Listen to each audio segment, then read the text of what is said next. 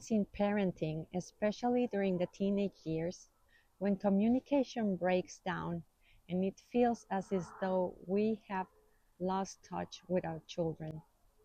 I experienced this firsthand a few years ago as I watched one of my children make a series of poor choices, seemingly descending into a place of darkness. Meanwhile, my other child responded to my concern with sadness, anger, and isolation, suffering with anxiety and depression. These experiences left me feeling heartbroken and consumed by guilt. I was questioning my own role in their pain. From the outside, our family's challenges may have seemed typical, but beneath the surface was a world of emotional turmoil, detachment, and very unhealthy coping mechanisms. I include myself in this reflection. My children's struggles mirrored the chaos and fear within me.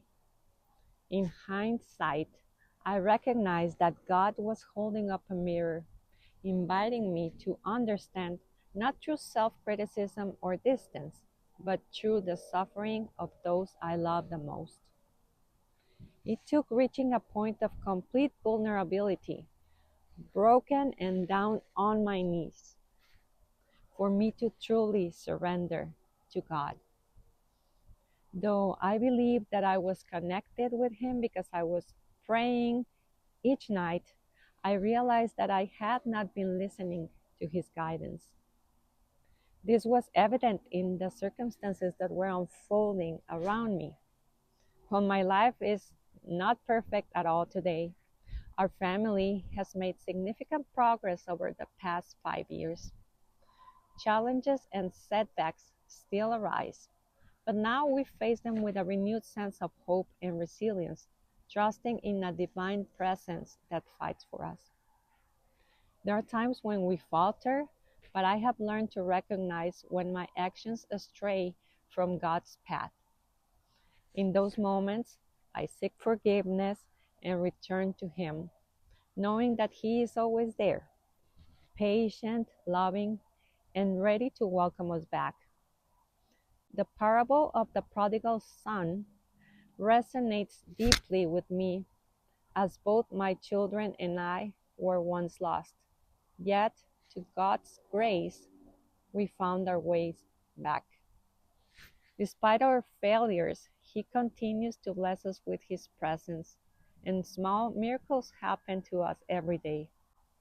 This message is not just for me and my family, it is for anyone who feels lost or burdened. God is waiting for you and your loved ones to surrender and say, Father, I'm back. And just as in the parable, He rejoices when we return. If God celebrates each time I come back to Him in repentance, then surely He is celebrating every day. There is always a way forward, and with faith, perseverance, and love, restoration is not only possible, it is promised. The journey may be difficult, but you are never alone, and the best chapters are still ahead.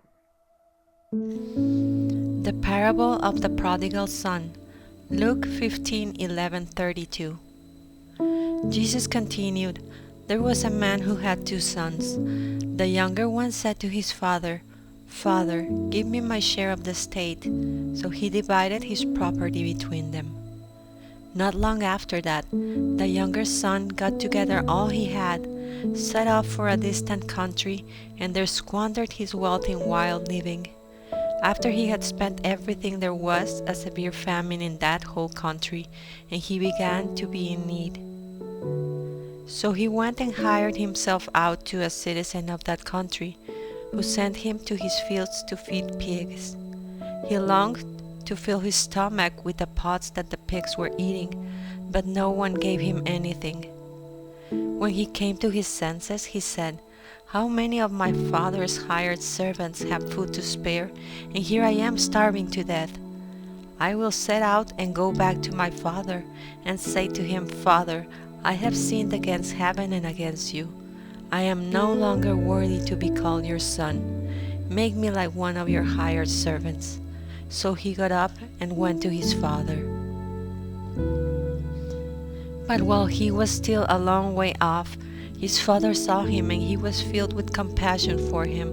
He ran to his son, threw his arms around him, and kissed him. The son said to him, "Father, I have sinned against heaven and against you. I am no longer worthy to be called your son." But the father said to his servants, "Quick, bring the best robe and put it on him. Put a ring on his finger and sandals on his feet. Bring the fattened calf and kill it. Let's have a feast and celebrate. For this son of mine was dead and is alive again. He was lost and is found." So they began to celebrate.